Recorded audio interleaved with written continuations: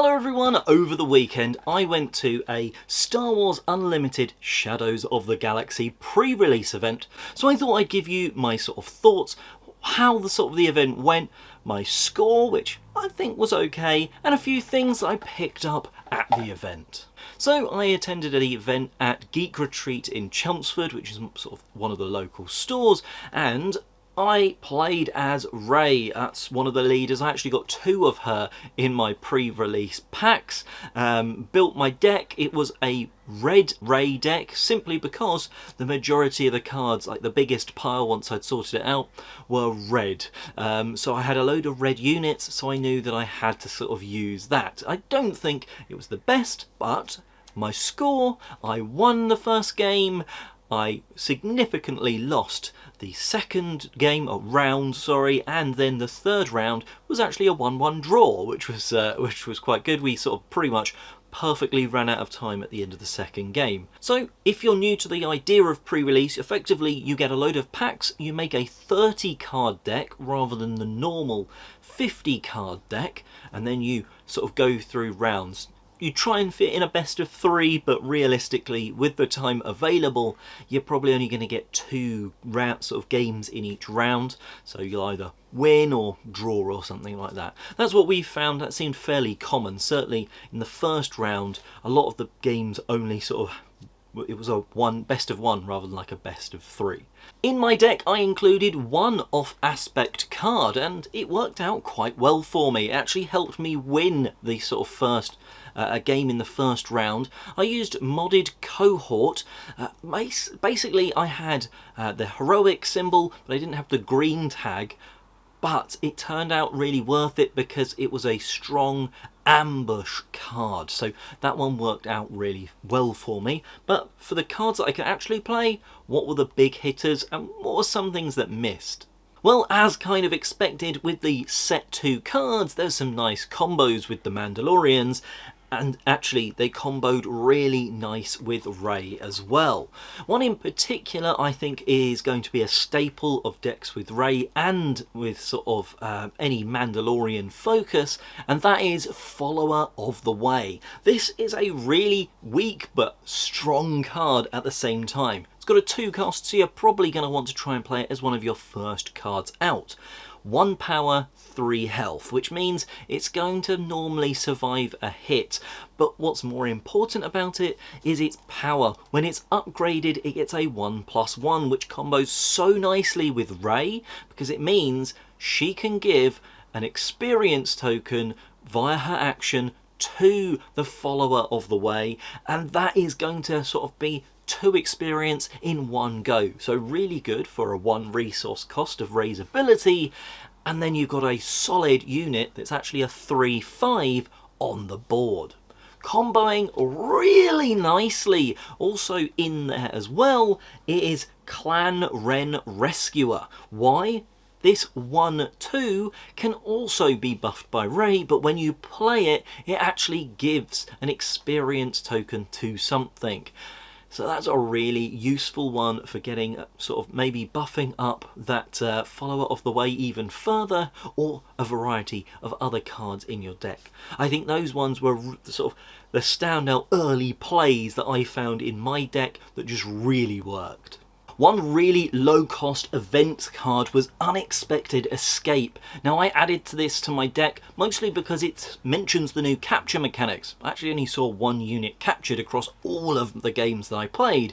But either way, regardless, it exhausts a unit for a 1 cost. That's really strong just to tap their unit, make their sort of leader. If you've got the initiative, so they're not using their leader that round, that sort of thing. I thought that was really nice, and if it returned a captured unit, that's an extra bonus.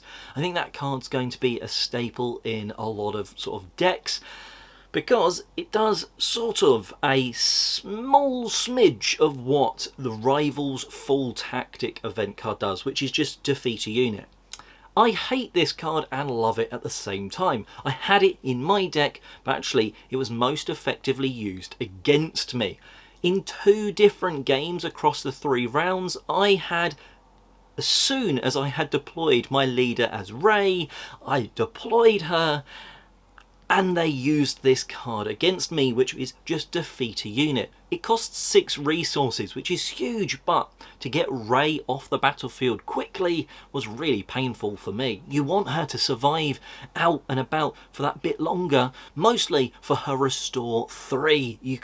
One of the players I played against was also Rey, and they must have taken at least 9, if not 12 damage off their base. Rey is a leader that you don't want to be damaging a base until that leader has been taken out. So maybe a counter to some early aggro-y decks. One of the big hits in my deck in terms of oomph and also in cost and everything was the Gentle Giant. I am a huge fan of this one. First of all, comes in with only 2 power, which means you can buff it via Rey's leader ability. So that's a really nice one straight away, and that would make it a 3/9. A 3/9 that also has grit and has an ability that the more damage it's got on it, the more healing it can do for other units. That just takes the gritness up, and they're going to want to take this out. So what do you do about that? Well, you're going to want to plonk down a Village Protectors. This is another standout card. This actually basically won me a game because they couldn't hit the units behind it. Shielded and Sentinel. A tiny 3 cost card that is a 2/2, but you can buff it. So now it's a 3/3 with a single experience, that sort of stuff. Yeah, I think that's going to be another great card. Now, because I had to go sort of for the red aspect, and I think maybe green would have been a better one for me, there was some stuff that maybe didn't synergize perfectly. But a couple of red cards that I'd like to discuss. First of all is Daring Raid. Now, I mentioned this in the sort of cards to look out for in the set, and it's definitely a good card.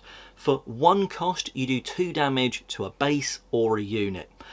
I didn't ever use it to damage the base. It was perfect though for taking out either a sentinel or a shield from somewhere before you did the big attack, or played an ambush card or something. You know, you take that shield out, then you can ambush and just trade, that sort of stuff. So I really liked that from the sort of red side of the deck.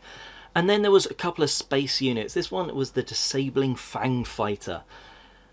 You can defeat an upgrade. Now, I didn't perfectly use this. There was one time where I'd actually resourced it earlier in the game and wished I hadn't, because someone had managed to get out a really good upgrade. Upgrade didn't seem to be used too much in the pre-release, but a really good upgrade onto a Moisture Farmer. And I wish I could have taken it off, because it would have made taking it out would have been so much easier, because it had a lot of health. And then you have the Rokai Gunship. When it's defeated, it does a damage, which is perfect because it means you can kind of, sometimes you just leave it out there chipping if they've not got anything in space, but if they have got something in space, you can ram it into that and maybe chip damage something that's on the ground, maybe again taking that shield out. So that's a cool card that I think it's not, it's a 2 cost, so it's not going to be hard to play. And, any opportunity to take a shield out, that's always good for me. So there was a few cards that I went through, and overall I really enjoyed the event. It was a lot of fun being able to play at a pre-release. I hadn't been able to do that for the first one. I kind of missed that. Local events. I haven't been able to get to any of the organised play weekly sessions, but this one I had to make sure I got to and had a great time. We did it slightly differently because you were supposed to use your 6 packs, and then for playing you got a 7th sort of 1 additional pack. We actually all had agreed beforehand, before we started deck building, that everyone would get all 7 of the packs and you could use all 7. So we maybe had skewed things a little bit. I was a bit unfortunate I didn't get any legendaries out of the 7 packs I opened, but with some more packs on the way, because I may have put in a little pre-order. I'm hoping for some good legendaries. You'll see more on the channel when those arrive and all that sort of goodness. But overall, I would definitely recommend a pre-release event. It was a lot of fun, sort of very casual, And like I said, I won one, I lost one, and I drew one. I literally did every outcome you could possibly do. And I think I'll be sort of very much playing with this and tweaking this Ray deck. I'm going to drop red out of it and put green in, because there were some combos some of the other players had that looked really fun to do. So let me know what you played at a pre-release, if you went to one, and if not, well, what are you looking forward to in Shadows of the Galaxy? Let us know in the comments section below, and have a splendid, force-filled good day.